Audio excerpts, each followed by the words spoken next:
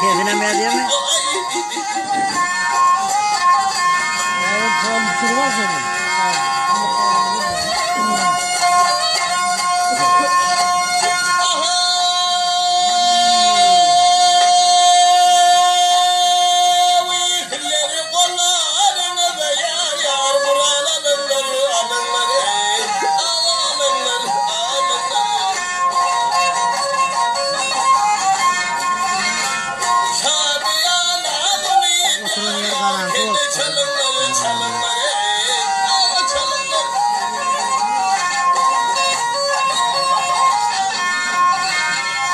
Kaçman dört yanımdan şu at bulunur bulunları.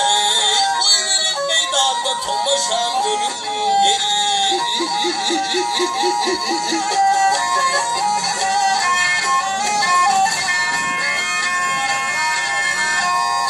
Yüzümdeki yediklerin doğrusun doğrusun gele doğrusun doğrusun.